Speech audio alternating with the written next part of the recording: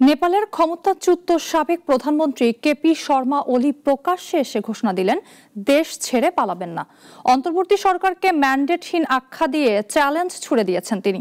অভিযোগ করেছেন, পাসপোর্ট জব্দ করে তার অধিকার খর্বের চেষ্টা চলছে। ক্ষমতাচ্যুত হওয়ার এক মাসও না পেরোতেই প্রকাশ্যে এসেছেন নেপালের সাবেক প্রধানমন্ত্রী কেপি শর্মা ওলি। চলতি মাসে জেনজির আন্দোলনের মুখে তিনি ক্ষমতাচ্যুত হলেও দেশ ছেড়ে পালানোর গুঞ্জন উড়িয়ে দিয়েছেন।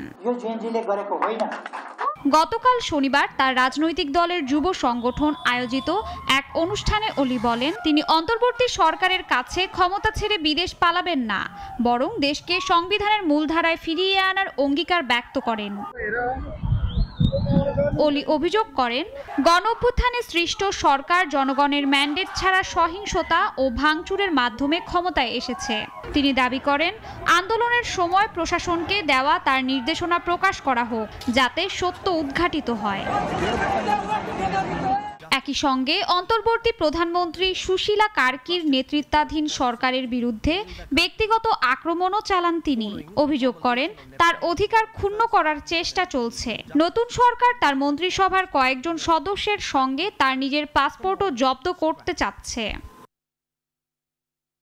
জেনজির আন্দোলনের সময় সেনাবাহিনীর সহায়তায় রক্ষা পাওয়া কেপি শর্মা এতদিন আড়ালে থাকলেও প্রকাশ্যে ফিরে এসে রাজনৈতিক লড়াই চালিয়ে যাওয়ার ঘোষণা দিয়েছেন। শাশ্বতী সরকার, নাগরিক।